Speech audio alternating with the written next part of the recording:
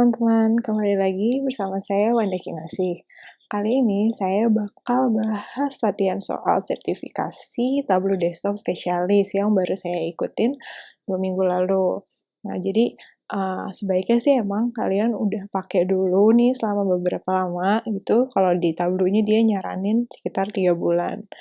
Nah, soalnya kalau misalnya kalian udah biasa pakai nih, ini jadi pertanyaan-pertanyaannya jadi cukup mudah gitu, atau udah common sense, sudah biasa. Nanti kalaupun ada yang harus dipelajari tambahan, itu nggak terlalu banyak gitu, daripada nggak biasa pakai sama sekali gitu dari awal. Oke, jadi sebelum latihan soal ini, sebaiknya kalian udah familiar dulu, udah pakai gitu selama berapa lama, atau udah baca-baca dulu gitu e-learning-nya Tableau. Oke, langsung mulai aja. Nah, ini contoh nih. Manakah pernyataan yang benar tentang live connection? Nah, ini pertanyaan tentang connection-connection di Tableau gitu. Itu lumayan ada beberapa. Nah, ini contoh. Kita lihat nih yang A, kalau source datanya berubah, nah Tableau view yang live connection nggak bakal berubah. Yang B, Tableau bakal load-nya lebih cepat gitu kalau pakai live connection daripada extract. Yang C, nah, kalau data source-nya database gitu, nah berarti mungkin kita perlu masukin credential database-nya buat akses datanya. Terus kalau misalnya masih loading nih, salah, kalau misalkan workbook-nya nggak bisa connect ke data source-nya, tetap bisa loading kebuka gitu workbook-nya. Nah, jawabannya benar yang mana? Oke, jawabannya yang C ya. Jadi kalau misalnya data source-nya itu sebuah database gitu, nah kita harus mungkin kita akan diminta masukin credentials gitu. Yang lainnya, nah itu salah gitu. Karena nih yang A sama B itu buat extract malah, kalau yang D ya kalau nggak bisa connect ya nggak keload gitu. Nah ini simpelnya gitu ya. Jadi kan ini misalnya si Tableau desktop kita, si dashboard kita, terus ini ada database-nya gitu. Jadi kalau dia live data connection, berarti dia langsung ke sini gitu. Tapi kalau pakai extract, jadi dari si database kita, dia bakal ngambil snapshot gitu, yang statik, baru nanti si Tableau desktop-nya ngambil ke sini gitu. Jadi kalaupun misalnya ininya tiba-tiba down atau apa, selama dia extract-nya udah berhasil, ini tetap bisa jalan gitu. Tetap ngambil dari yang di sini. Jadi kalaupun misalkan ininya down, tapi kan mungkin hari-hari sebelumnya itu ekstraknya udah berhasil, nah itu tetap bisa gitu, cuman nggak ke-update aja. Gitu. Oke, next. Nah, ini tentang join-join table atau blend untuk preparation datanya. Nah, jadi di antara ini, join, blend, union ini, mana yang bakal gabungin rows, baris gitu, dari satu table ke baris dari table lain gitu, jadi ditumpuk gitu. Jawabannya adalah union. Jadi kalau di union, itu nih, kayak dari table A, sama table B nih kita punya, terus nanti hasilnya bakal ditumpuk gitu. Jadi kayak dia table B-nya jadi row selanjutnya. Oke. Nih. Dari join-join ini, mana yang selalu include semua row sama semua row ya, semua row dari kedua table. Nah, pilihannya A, inner join, B, left join, C, right join, sama full outer join. Jawabannya adalah full outer join. Jadi nih, kalau inner join, dia cuma ngambil irisannya dari table 1 sama table 2. Kalau left join, dia bakal ngambil yang dari table 1, terus dia ngambil informasi yang dari table 2. Jadi kayak kalau di table 2-nya ada banyak gitu misalnya di sini penduduk Jakarta gitu. Terus ini pilihannya adalah penduduk Jakarta yang punya paspor gitu. Nah, ini kan misalnya lebih banyak penduduk-penduduk yang punya paspor. Nah, di sini misalkan dia mau ngambil paspornya, ya udah berarti kan cuma ngambil yang penduduk Jakarta aja. Penduduk yang lainnya nggak dimasukin. Right join kebalikannya left join. Terus nah kalau full outer join, misalnya analoginya yang tadi penduduk Jakarta sama penduduk yang punya paspor, nah berarti ini bakal masukin semua penduduk yang masuk. Jadi kalau penduduk Jakarta mau punya paspor atau enggak, dia bakal ada di table 1, terus kalau yang table 2 kan semua orang yang punya paspor. Jadi kayak semuanya digabungin gitu. Next. Nah, terus ada juga namanya blend. Nah, itu paling mirip sama join yang mana? Nah, paling mirip sama left join. Ini kayak gini contohnya. Jadi ini ada satu table sampel superstore. Terus ada mau masukin nih kategori dari superstore. Terus ada sales target. Nah, sales target ini nyambung nih. Kategorinya sama. Nah, jadi dia bakal masukin data kayak apa ya? Jadi dia masukin data berdasarkan kategori yang ada di sampel superstore gitu. Jadi dia masukin sales targetnya.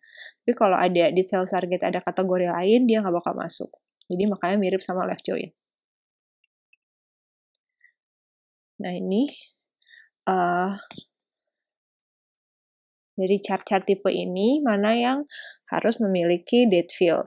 Pilihannya A line chart, B bar chart, ada pie chart, sama ada scatter plot. Nah, jawabannya line chart. Nih contoh ya. Karena soalnya ini kan line chart itu dia digunakan untuk melihat secara periode melihat periode ke depan gitu, melihat seiring dengan berjalannya waktu gitu. Jadi axisnya itu yang mendatar ini itu wajib tanggal gitu, wajib waktu. Kalau misalkan yang lain gitu, misalkan mau diganti gitu kayak di sini misalnya segmen atau apa, nah berarti dia sebaiknya makainya bar chart gitu atau yang lain, jangan pakai line chart. Oke, nih. Jadi ini kita lihat nih ada contoh chart. Nah, ini namanya apa chart ini? Ada pilihannya vertical bars, horizontal bar, histogram, atau combo chart. Jawabannya adalah histogram. Jadi, nah ini ciri-cirinya nih kalau di Tableau. Nah, ini ciri-cirinya kalau di Tableau itu si histogram ada bin-nya nih. Jadi dia kayak ngelompok-ngelompokin profit gitu ya di sumbu X-nya. Nah, nanti dia bakal bikin kayak mirip-mirip bar chart gitu, tapi ini dikelompokin dulu gitu. Jadi ini jumlah-jumlahnya gitu. Jadi mau lihat distribusi dari, misalnya kalau di sini distribusi dari profit. Jadi nih, di Tableau itu ada data geolocation atau data spasial yang bisa kita pakai untuk mengolah data map. Nah, jadi nih, kalau misalnya kita naruh kota atau apapun ke worksheet-nya, terus kita lihat nih map-mapnya banyak yang unknown location-nya, atau dia ambiguous. Nah, dari step-step ini, mana yang bisa resolve the problem gitu contohnya. Nah, pilihannya tambahin state ke worksheet-nya. Jadi kan ini cities ya. Jadi apakah nambahin state? Terus atau nih bisa edit location-nya, terus diubah gitu country atau region-nya jadi known. Awalnya mungkin geographical gitu. Terus pakai show me menu itu untuk ngubah dari maps ke symbol maps. Terus yang terakhir pakai custom longitude latitude dari data source-nya. Soalnya kan ada yang di-generate langsung sama Tableau-nya, ada yang kalau kita mau custom juga bisa. Nah, jawabannya masukin ke worksheet-nya bisa nambahin state yang A. Nah, jadi kayak bisanya mungkin dia ambigu atau apa, jadi nama kotanya beda. Terus kita kasih mungkin nama negara bagian atau nama provinsinya gitu. Jadi dia nggak ambigu lagi. Atau kita bisa juga pakai custom longitude latitude yang dari data source-nya. Jadi kayak emang udah ditambahin gitu, nggak pakai yang udah yang di-generate langsung sama Tableau. Ini contohnya nih. Jadi kayak dia ambigu gitu. Mungkin ada nama kota yang sama di negara bagian lain gitu. Jadi ini kan state province-nya jadi non gitu. Jadi coba aja dimasukin provinsi atau state-nya, negara bagiannya ke worksheet-nya supaya dia nggak ambigu lagi.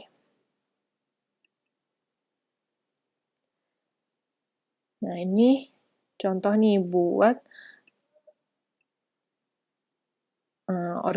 organisasi datanya. Jadi, kita punya dimension produk kategori, produk subkategori, dan product name. Nah, dari pilihan di bawah ini, kalau kita mau combine tuh dimension-dimension tadi, cocoknya pakai apa gitu, biar bisa di drill down nanti. Nah, pilihannya A, set, B, group, terus ada C, hierarki, yang D, bukan semuanya. Jawabannya adalah hierarki. Jadi, kalau kalian ada ini misalnya di Tableau data source, Tableau superstore, sorry. Nah, itu tuh di contohnya kalian bisa lihat nih. Jadi, kayak ada hierarkinya. Produk itu hierarkinya dari kategori, subkategori, sampai product name. Nah, next question. Nih, jadi ada ada urutannya gitu buat filter. Nah, ini ada yang mana yang lebih dulu untuk sebelum konteks filter operationnya. Jadi kayak ada urutannya gitu filternya mau yang mana.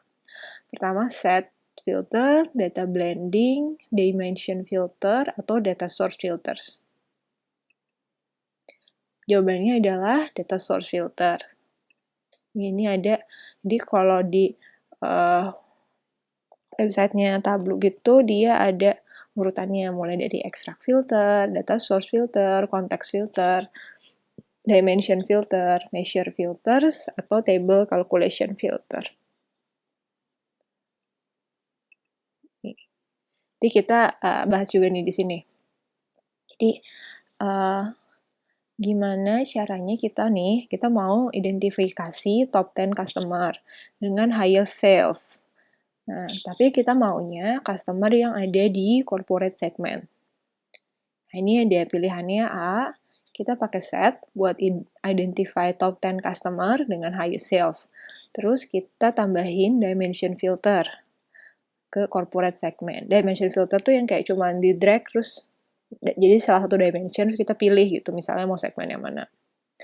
Terus use a set to identify top 10 customer with highest sales. Terus kita bikin context filter di corporate segment.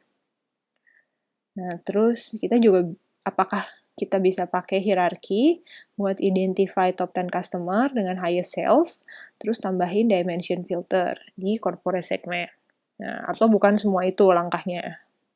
Coba dipikirkan dulu. Nih, boleh nih tiap pertanyaan nanti di pause dulu, supaya bisa mikir, bisa kerjain dulu. Nah, jawabannya adalah yang B. Jadi bikin set dulu buat identify top 10 customers, terus bikin context filter ke corporate segment. Ini contoh ya. Atau kalau nggak pakai set juga bisa, kayak langsung pakai filter biasa gitu. Nih, jadi di sini bikin top 10 gitu. Nah, kan normalnya gini ya, misalnya sales gitu. Terus bikin di row-nya berarti customer name. Nah, terus ini diambil top 10 pas di sini filter. Nah, kalau misalnya kita langsung masukin dimension filter, segmen corporate, nah nanti dia munculnya cuma satu nih, si Tamara Chen. Ini aku pakai data source yang Superstore ya, jadi kalau kalian mau coba. Nah, terus, nah ini tetap kayak tadi nih. Nah, caranya kita klik nih yang titik yang kayak segitiga ini, terus pilih add to context untuk bikin context filter. Nah, terus jadi tetap 10, jadi kita filter dulu nih segmen corporate, baru kita lihat customer name-nya.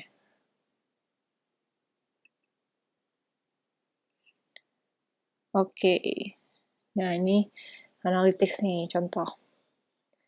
Nah, kita punya scatter plot buat nunjukin quantity sold sama profit. Nah, terus kalau kita mau lihat relationship between quantity sold sama profit, enaknya pakai apa ya?